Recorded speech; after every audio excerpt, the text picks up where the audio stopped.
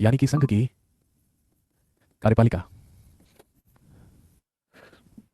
सबसे पहले हम बात कर रहे थे अबाउट एग्जीक्यूटिव ऑफ यूनियन या संघ की कार्यपालिका, जिसमें हम राष्ट्रपति प्रेसिडेंट कंप्लीट कर चुके थे, और हम बात कर रहे थे वाइस प्रेसिडेंट या उपराष्ट्रपति के बारे में, और उपराष्ट्रपति में भी हम पहुंच चुके थे आर्टिकल 69 तक, अनुच्छेद 69 तक। उसके बाद मैंने आपको बताया था 70 नहीं लिखना है, is not at all important. Next अगला आर्टिकल जो आपको लिखना है, लिख लीजिए आर्टिकल 71 ऑफ इंडियन कॉन्स्टिट्यूशन, संविधान का अनुच्छेद 71।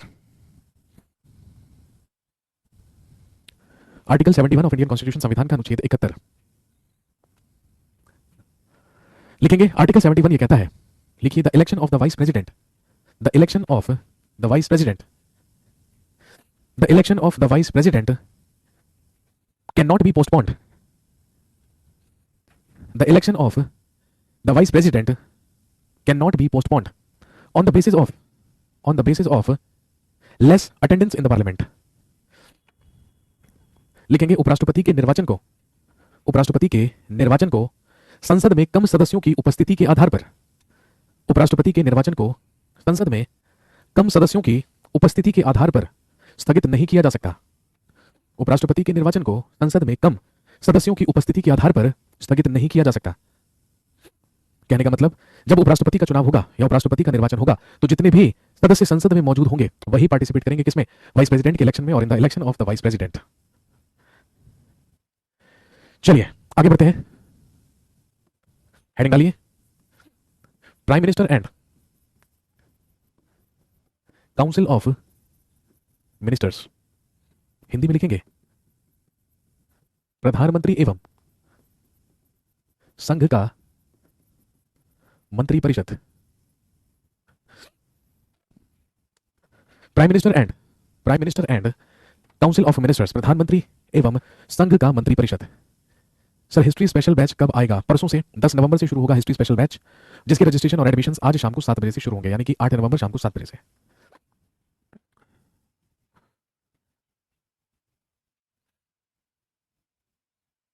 अगला हेडिंग डालेंगे, प्रधानमंत्री एवं संघ का मंत्रिपरिषद, prime minister and council of ministers. सबसे पहले लिखिए आर्टिकल 74 ऑफ इंडियन कॉन्स्टिट्यूशन, संविधान का अनुच्छेद 74।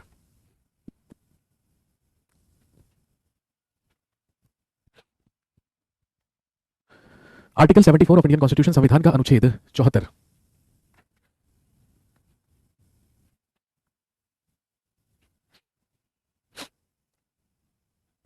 लिखिए सबसे पहले आर्टिकल 74 में लिखेंगे, to give advice to the president of India, Bharat के राष्ट्रपति को सलाह देने के लिए। To give advice to the president of India, Bharat के राष्ट्रपति को सलाह देने के लिए। लिखेंगे, there shall be a council of ministers, there shall be a council of ministers of union, संघ का एक मंत्री परिषद होगा। There shall be a council of ministers of union, संघ का एक मंत्री परिषद होगा। To give advice to the president of India, there shall be a council of ministers of union, Bharat के राष्ट्रपति को सलाह देने के लिए संघ का एक मंत्री परिषद होगा। और लिखेंगे, the head of that council of ministers, the head of that council of ministers will be the prime minister of India. और लिखेंगे, संघ के मंत्री परिषद का अध्यक्ष, संघ के मंत्री परिषद का अध्यक्ष भारत का प्रधानमंत्री होगा। संघ के मंत्री परिषद का अध्यक्ष और मंत्री परिषद का अध्यक्ष भारत का प्रधानमंत्री होगा। कहने का मतलब, प्राइम मिनिस्टर और संघ के मंत्री परिषद यानी कि काउंसिल ऑफ मिनिस्टर्स का जो पद है, जो पोस्ट है, उसका जिक्र किया गया है किसमें? आर्टिकल 74 ऑफ इंडियन कॉन्स्टिट्यूशन या संविधान के अनुच्छेद 74 में। नोट कीजिए, बस अभी 1 मिनट में कंटिन्यू करते हैं।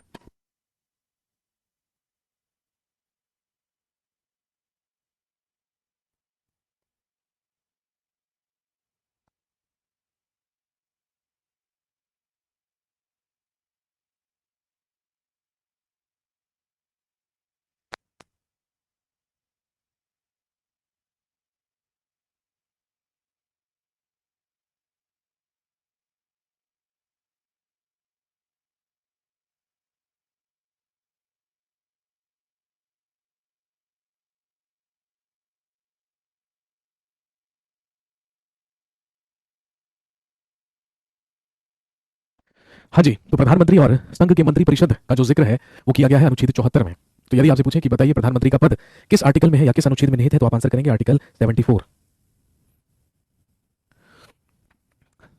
तो सबसे पहली चीज तो हमें पता चल गई कि भाई राष्ट्रपति को सलाह देने के लिए ही संघ का मंत्रिपरिषद का गठन होता है या संघ का मंत्रिपरिषद बनाया जाता है, और भारत का राष्ट्रपति सदैव किसकी एडवाइस पर या किसकी सलाह से काम करता है? ध्यान रखेंगे, on the advice of council of ministers, यानी कि मंत्रिपरिषद की सलाह से ही सदैव काम करता है कौन? राष्ट्रपति। अब हम यहां पर संवैधानिक रूप से तो ये कह रहे हैं कि राष्ट्रपति काउंसिल ऑफ मिनिस्टर्स के ही एडवाइस पर काम करता है, लेकिन एक्चुअली यदि हम प्रैक्टिकली बात करें तो ध्यान रखेंगे राष्ट्रपति, प्रैक्टिकली यदि हम बात करें तो राष्ट्रपति वही काम करता है जो उसे काउंसिल ऑफ मिनिस्टर्स और प्रधानमंत्री करने के लिए कहते हैं, क्योंकि हम जानते हैं कि हमारे देश में वैधानिक प्रधान या लीगली तो हेड ऑफ यूनियन कौन है? राष्ट्रपति है, लेकिन प्रैक्टिकली वो सारी की सारी जो पावर है वो किसको दी गई है? प्रधानमंत्री और उसके मंत्रिपरिषद को दी गई है। लेकिन जो एडवाइस काउंसिल ऑफ मिनिस्टर्स राष्ट्रपति को देते हैं, तो क्या उसे मानना या उसको एक्सेप्ट करना या उस पर अमल करना क्या अनिवार्य होता है या कंपलसरी होता है राष्ट्रपति के लिए? अगला सवाल ये बनता है, ठीक है, लिखेंगे एज पर आर्टिकल 74 का 2 अनुच्छेद 74(2) के तहत, एज पर आर्टिकल 74 का सब क्लॉज 2,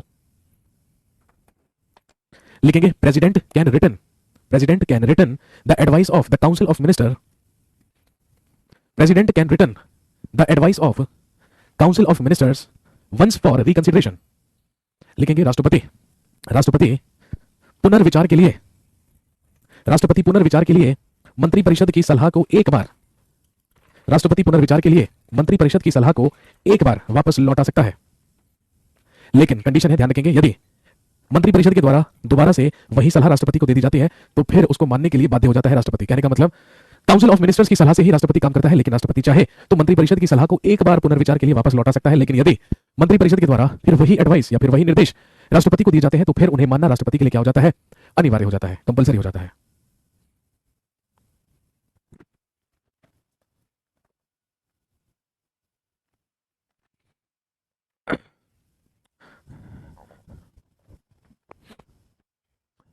नेक्स्ट, अगला आर्टिकल हम ऑलरेडी लिख चुके हैं, आर्टिकल 75 अनुच्छेद 75। तो आप जानते हैं कि आर्टिकल 75 हम ऑलरेडी पढ़ चुके हैं जब हम पढ़ रहे थे पावर्स ऑफ द प्रेसिडेंट या राष्ट्रपति की शक्तियों के बारे में, ठीक है। और ध्यान रखेंगे आर्टिकल 75 ये कहता है कि prime minister is appointed by the president, प्रधानमंत्री की नियुक्ति राष्ट्रपति के द्वारा की जाती है। Prime minister is appointed by the president of India, प्रधानमंत्री की नियुक्ति राष्ट्रपति के द्वारा की जाती है। And the council of ministers is appointed by the president with an advice of the prime minister। लेकिन मंत्रिपरिषद की नियुक्ति राष्ट्रपति के द्वारा प्रधानमंत्री की सलाह से की जाती है, लेकिन मंत्रिपरिषद की नियुक्ति राष्ट्रपति के द्वारा प्रधानमंत्री की सलाह से की जाती है। इसके बाद लिखिए works of the prime minister, लिखिए प्रधानमंत्री के कार्य, works of the prime minister, लिखिए प्रधानमंत्री के कार्य। क्या क्या कार्य होते हैं प्रधानमंत्री के? सबसे पहला पॉइंट लिखेंगे ही is the first officer of the government of India. ये भारत सरकार का प्रथम अधिकारी होता है। He is the first officer of the government of India, ये भारत सरकार का प्रथम अधिकारी होता है। दूसरा पॉइंट लिखेंगे he acts as a bridge between the president and the council of ministers। लिखेंगे ये राष्ट्रपति एवं मंत्रिपरिषद के बीच सेतु का कार्य करता है। He acts as a bridge between the president and the council of ministers। ये राष्ट्रपति और मंत्रिपरिषद के बीच सेतु का कार्य करता है। अगला पॉइंट लिखेंगे he is the head of the meetings of council of ministers। लिखेंगे ये मंत्रिपरिषद की बैठकों की अध्यक्षता करता है। He is the head of the meetings of council of ministers। ये मंत्रिपरिषद की बैठकों की अध्यक्षता करता है। और अगला नेक्स्ट और लास्ट पॉइंट लिखेंगे he makes the policies of the government of India. ये भारत सरकार की नीतियां बनाने का कार्य करता है। He makes the policies of the government of India, ये भारत सरकार की नीतियां बनाने का कार्य करता है।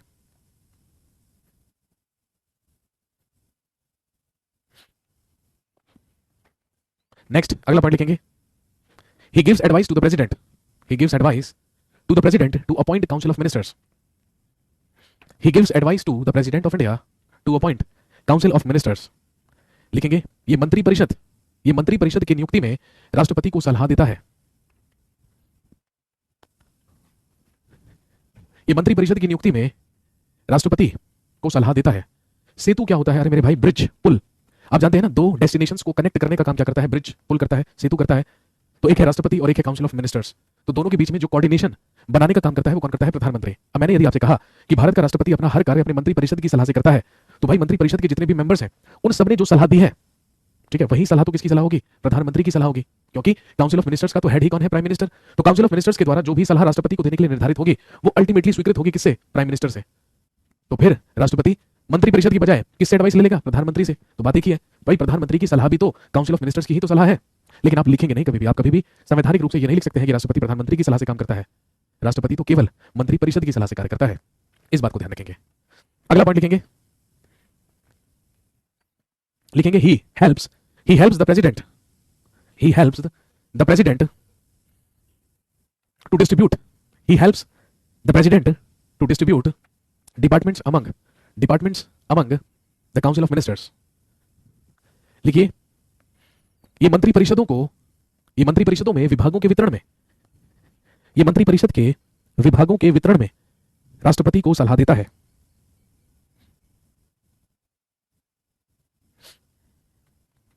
ये मंत्री परिषद में विभागों के वितरण में राष्ट्रपति को सलाह देता है। और आप लिख सकते हैं, he advises the president to distribute, he gives advice to the president to distribute departments among the council of ministers.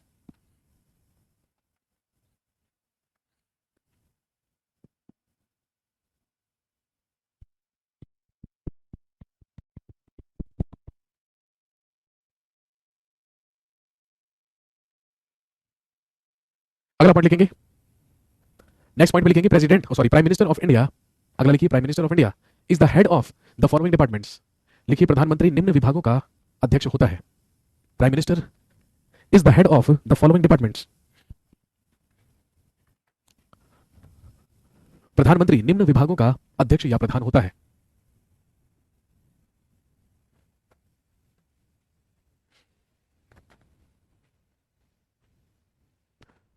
सबसे पहला लिखिए नीति आयोग, सबसे पहला लिखिए नीति आयोग।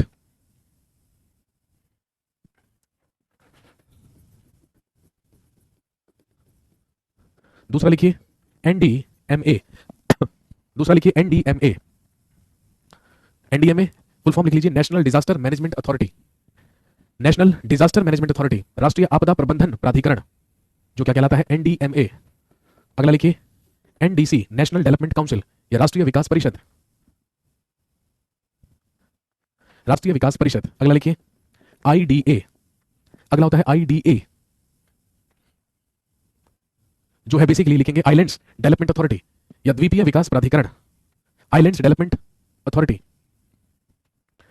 द्वीपीय विकास प्राधिकरण।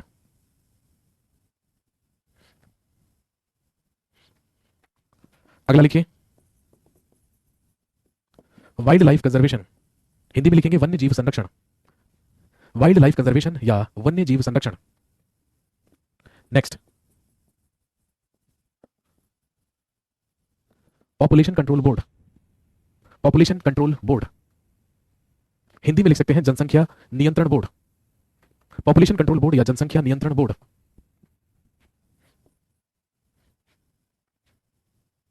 नेक्स्ट, अगला नंबर 7 लिख लीजिए एनडब्ल्यूआरसी, एनडब्ल्यूआरसी का मतलब है national water resource council, national water resource council, राष्ट्रीय जल संसाधन परिषद, राष्ट्रीय जल संसाधन परिषद, एनडब्ल्यूआरसी, नेशनल वाटर रिसोर्स काउंसिल। ये सारे के सारे वो कुछ महत्वपूर्ण विभाग हैं जिनका अध्यक्ष हमेशा कौन होता है? भारत का प्रधानमंत्री।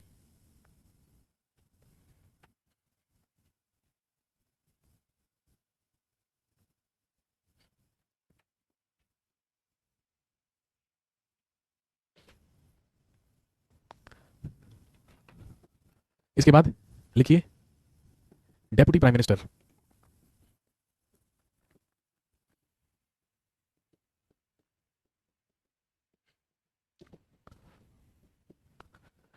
लिखिए डेप्यूटी प्राइम मिनिस्टर या उप प्रधानमंत्री, डेप्यूटी प्राइम मिनिस्टर, उप प्रधानमंत्री। लिखिए the post of the deputy prime minister, the post of the deputy prime minister is not constitutional. लिखेंगे उप प्रधानमंत्री का पद संवैधानिक नहीं है। The post of the deputy prime minister is not constitutional. उप प्रधानमंत्री का पद संवैधानिक नहीं है। बट लिखेंगे prime minister has the right, but prime minister has the right to appoint, but prime minister has the right to appoint a deputy prime minister for him. लेकिन प्रधानमंत्री को अधिकार है कि वह, प्रधानमंत्री को अधिकार है कि वह अपने लिए एक उप प्रधानमंत्री की नियुक्ति कर सकता है।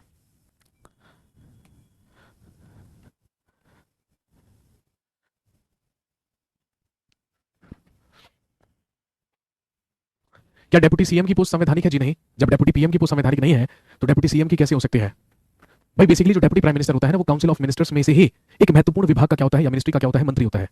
वो मुख्य रूप से उसी विभाग, उसी मंत्रालय के मंत्री के रूप में ही या कैबिनेट मिनिस्टर के रूप में ही काम करता है। बस प्रधानमंत्री की अनुपस्थिति में वो उसके कार्यभार को संभाल सकता है। ये पद संवैधानिक नहीं है। और आप जानते हैं भारत के सबसे पहले डेप्यूटी प्राइम मिनिस्टर सरदार वल्लभ भाई पटेल बने थे। एग्जाम में कई बार आ चुका है, इसलिए मैंने आपको बताया है। क्वेश्चन आया था who was first deputy prime minister of India. Sardar Vallabhbhai Patel, जो 1947 से लेकर 1950 तक भारत के सबसे पहले उप प्रधानमंत्री रहे थे। लेकिन आखिरी बार भारत में उप प्रधानमंत्री के पद पर रहे थे श्री लालकृष्ण आडवाणी। और इस बात को भी 20 साल होने को है, 2002 से लेकर 2004 तक। श्री अटल बिहारी वाजपेयी, आप जानते हैं कि जब भारत के प्रधानमंत्री हुआ करते थे तो उन्हीं के कार्यकाल में आखिरी बार लालकृष्ण आडवाणी को डेप्यूटी प्राइम मिनिस्टर बनाया गया था। उसके बाद अभी तक किसी को भी उप प्रधानमंत्री नहीं बनाया गया है। डेप्यूटी प्राइम मिनिस्टर कॉन्स्टिट्यूशनल नहीं है, इसका मतलब मेरे भाई जो चीज संविधान में लिखित है, जिस चीज का संविधान में जिक्र किया गया है वो कॉन्स्टिट्यूशनल है, और जिस चीज का जिक्र संविधान में नहीं है वो है नॉन कॉन्स्टिट्यूशनल, वो है गैर संवैधानिक। तो पूरे संविधान में डेप्यूटी प्राइम मिनिस्टर का जिक्र कहीं पर भी नहीं किया गया है, इसलिए मैंने आपसे कहा कि दिस पोस्ट इज अनकॉन्स्टिट्यूशनल। ये गैर संवैधानिक पद है। नोट कीजिए फटाफट, अभी कंटिन्यू करते हैं।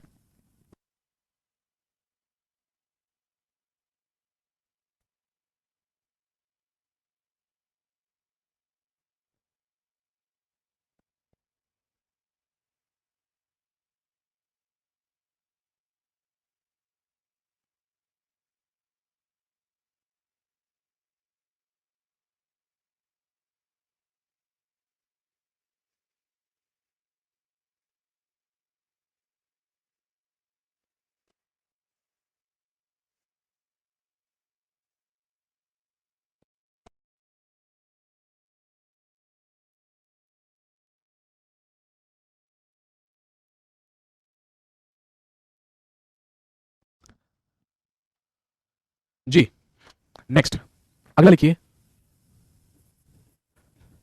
Article 76 of Indian constitution. अगला लिखिए अनुच्छेद 76, आर्टिकल 76 ऑफ इंडियन कॉन्स्टिट्यूशन। और आप जानते हैं इसमें है attorney general of India.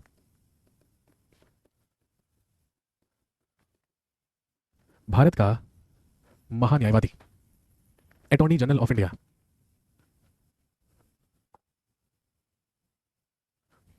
Attorney general of India, Bharat का महान्यायवादी।